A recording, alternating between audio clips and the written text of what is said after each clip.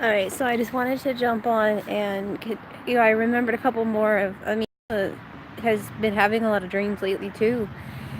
And, um, last night, she had a dream, which I found really, I guess, maybe she's seeing Janie coming back too.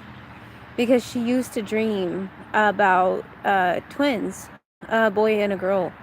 And when I thought I was pregnant, she was like, "Oh, this is the boy and girl I've been dreaming of." I mean, she was absolutely certain of it. And she said she hadn't, this morning she told me she hadn't dreamt of them in a while. She's only seen the boy a little bit. But she has had several dreams of the girl, but the boy wasn't really there, but he was like there. I don't know, like in the background maybe? I don't know. Anyways, she said she's not really sure what the girl is doing, though, specifically.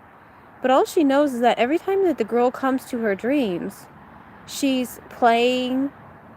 Or, no, she says, I asked her specifically what the girl was doing. She says, well, she doesn't really know what the girl is doing. But this time, the little girl is growing up. She's starting to play and she's starting to talk more. And she says, but she doesn't really talk too much, so I don't really know what she's feeling. And I was like, well, how old is she? She's like, well, she might be around 2 or 3. And, but the thing is I like playing with her because she comes to play with me. So I just thought this was really neat. And as I'm walking right now, and I just sat down because I'm like, I have to record this other little live video. And I realized what that meant is that the feminine is growing up. The masculine twin is not really present right now in most feminines' life. And if they're present, like let's just say hypothetically that Casper is my twin. He's physically present, but emotionally not. Emotionally, a huge part of him is missing, and that the biggest part is his heart. But the thing is, the feminine is growing up. She's learning to talk, learning to use her voice, learning about her throat chakra. So on the same night, I had the dream about cutting the throat, cutting Layla's throat. But she was fine. It healed up. It was just the whole act of it would just seem really morbid to me when I woke up. And, so Layla had the dream about the female twin, learning to talk. Our dreams so often align to each other. And there's many nights where we will actually have the same dream or a very similar dream. So anyways, the female twin is growing up. She's learning to walk. She's learning to talk.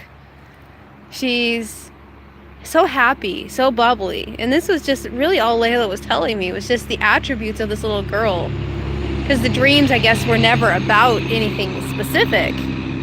It was just, she says, just overall, the little girl just keeps coming to visit her, and she's growing up and learning to do these things.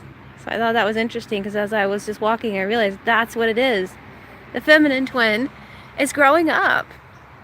The feminine twin is finding her feet. She is learning how to navigate through this patriarchal world without becoming matriarchal. She is carrying the union forward. And I remembered also about 2 years ago, I had my first and only Reiki session. And I ended up taking it over because the person gave me this list of people to call in, assuming I would just choose 1 or 2 angels or whatever from the list, or ascended masters, that kind of thing.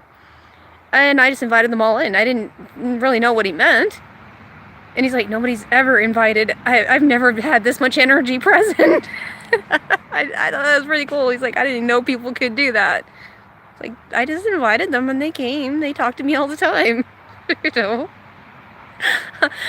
was a confirmation for me that, yeah, I am actually not crazy.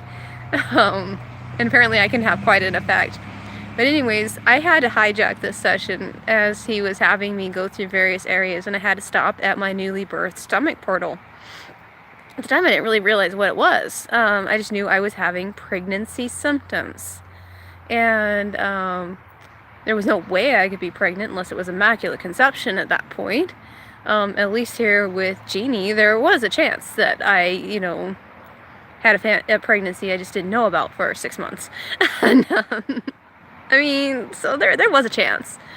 But anyways, I had to go to this, and this is when I first realized that this was a portal, because what I kept feeling, and this was the same thing I was feeling this summer, but far more intense, is there's this swirling sensation, this butterfly sensation, this activity that really feels like babies moving.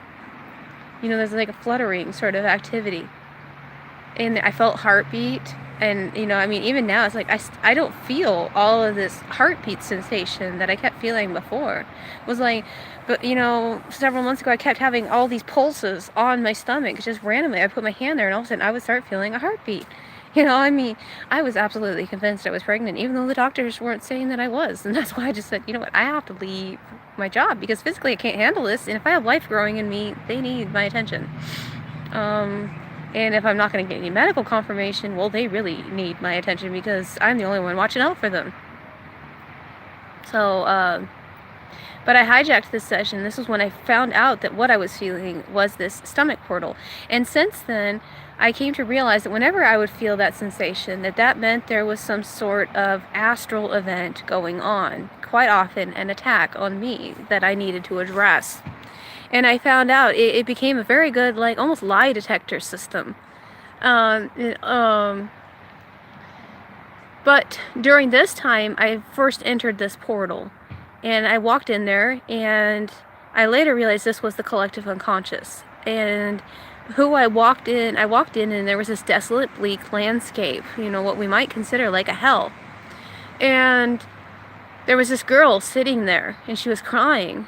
And so I walked up to her, and I told the practitioner, my partner, I said, we need to go and touch her.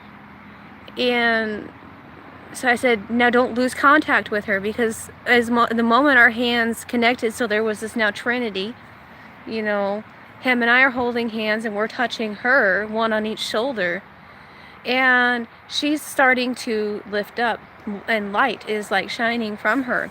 And she is getting higher and higher, and I'm just like, don't lose contact, so it's the point where it's like just our middle finger is barely touching her toe, and she is like almost out of our reach, but we're still maintaining contact. And then there's this brilliant light, even more brilliant than what was already present, and she split. And in this moment, a boy was born from her, a boy of equivalent age, size, and whatever. And they looked at each other as if seeing each other for the first time in forever. Like, I didn't think you existed anymore, sort of thing. Or, I haven't seen you in so long. Where have you been all my life? That kind of thing. And so I realized at this point, and I didn't even make this connection till now, but the stomach portal, it did become like a lie detector of sorts, but it's probably recognizing twin energy. It's probably recognizing when the masculine and feminine are some way dancing with each other.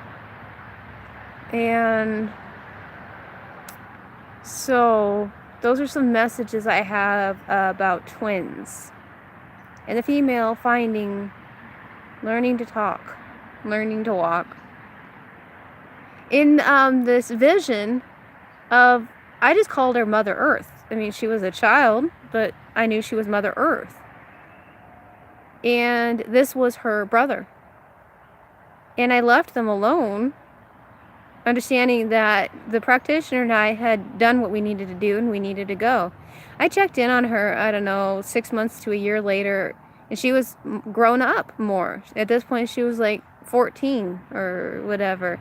And when he was first born, in essence, He couldn't really walk. He couldn't stand. I mean, even though he had the body of a 7, 8-year-old boy, it was atrophied. It was like it wasn't functioning, as if it didn't really have life to sustain it. And now my mind is going back to the Full Metal Alchemist Brotherhood series, and through a series of events, one boy ends up being trapped over on the other side of the portal of truth, and his life force is in essence being sustained by his brother, who is on Earth.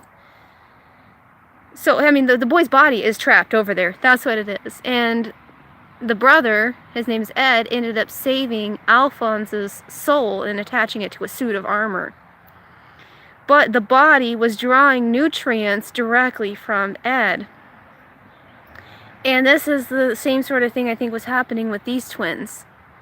Is the boy was alive on the other side of this portal of truth or whatever type thing. And the practitioner I ended up causing this Trinity effect that brought him through to this side. But he had to regain his strength, because when Alphonse did finally get his body back, it was really weak, withered. He could hardly stand. He had a lot more mobility than this boy, who practically collapsed in like a bowl of jelly, practically, you know, or not like that, just like collapsed, you know, in a pile of bones. But when I came back, like a year later, he was healthy, running around, all this. Actually, I came back, you know what? When I went to check on them was shortly after I met Jeannie. Yeah, some interesting things happening there. All this stuff has worked its way into my books. Once again, we'll see where all the books go, because I feel like it was just laying down some basic thoughts, but now I have to get more creative with it. Okay, I think that's all I have about twin energy right now. Bye, I love you.